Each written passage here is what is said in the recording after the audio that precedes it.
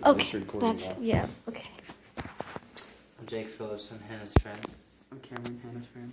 I'm Haley Bennett, Hannah's friend. I'm Mike, Hannah's friend.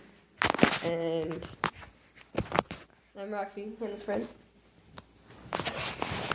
Okay. Hey guys, I am here to talk to you today about the history of rodeo and how rodeo began.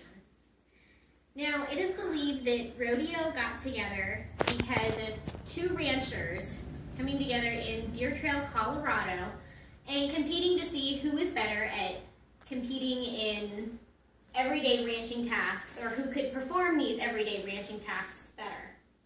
Now, in 1864, many people actually came to watch their rodeo to see who could do better, and the winner got, their pot of prize or whatever.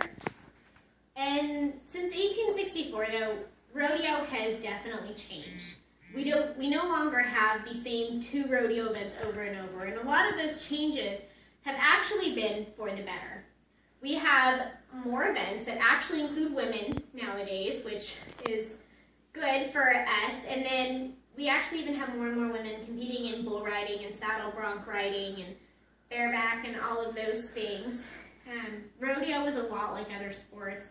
You have your horses and, things like that, which is actually our teammates as opposed to actually having other people on your team. In rodeo, we have a lot of Christian values, and we're very family-oriented. And my family has actually been competing in rodeo for 6 generations. And I am obviously a 6th generation cowgirl. My grandfather, his favorite rodeo event was actually the calf hide racing.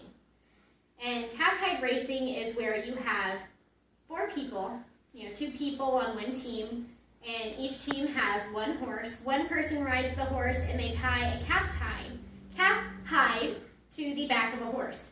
One person has to ride on the back of the calf hide, and you run around in a circle. And the one who hangs on the longest or can get done the fastest is the winner. That was one event I always wanted to try. However, it is not a popular rodeo event, so it's normally like a sideshow, and you have to be in a raffle or something for that nowadays.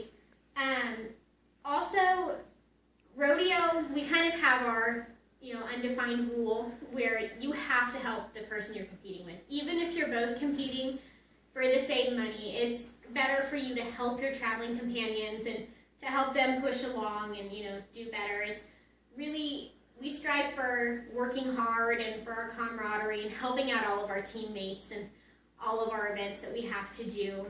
Also, barrel racing is one of the newer events, and as I'm sure all of you know, barrel racing is done by girls. We have had a few boys, but they're not in the PRCA circuit. Barrel racing is one of the newer events where the girl runs in and she has to run a cloverleaf pattern. Now, the cloverleaf pattern is just 3 barrels set up. You have 1 turn to the right and 2 to the left, or vice versa.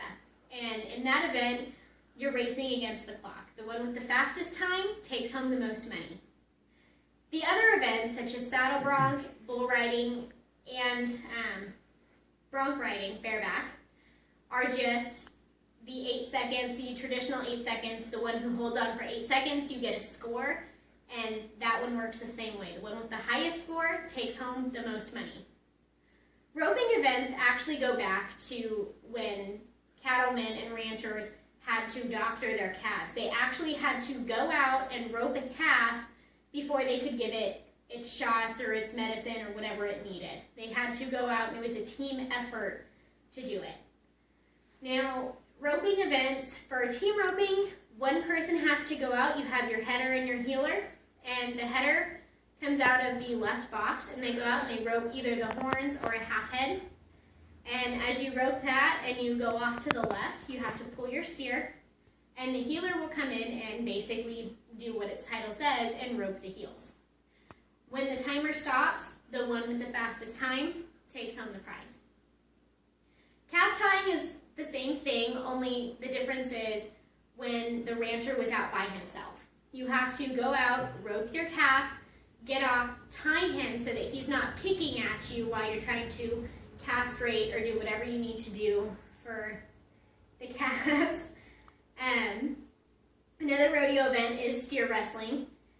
And steer wrestling is an event where you have one man who gets in the box and he comes out of the box and ropes he doesn't rope, he comes out of the box and he has to jump off of a running horse and grab a hold of the steer and pull him down. When the steer has all 4 legs on one side and is laying flat on the ground, the timer goes off.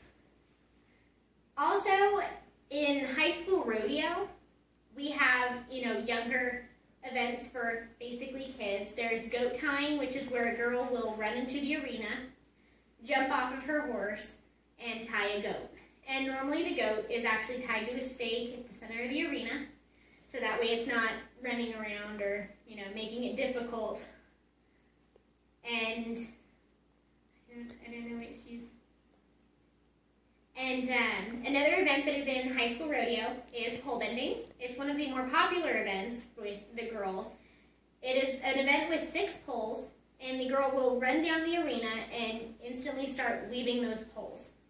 She will run down, start weaving them, turn around, weave them back up, come back out. And a fast time for that, which is actually fairly average but fast, would be 21 seconds. I have, however, witnessed a girl do it in 19 seconds, and I have not seen it since. The last event that I would like to get into is actually girls' breakaway, and it's one of the newer ones. It's a roping version of calf tying.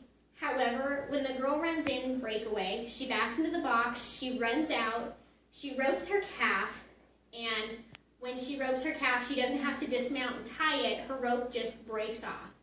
And when her rope breaks, that is when the flag is waved and her time stops. Now those are all of the changes that they've made since the 1800s, and believe me, all of these changes have been for the better. If not, we would still have these same 2 events. The traditional saddle bronc riding, where you ride a horse that is not broke, or bull riding just to see who's manlier than the other person around.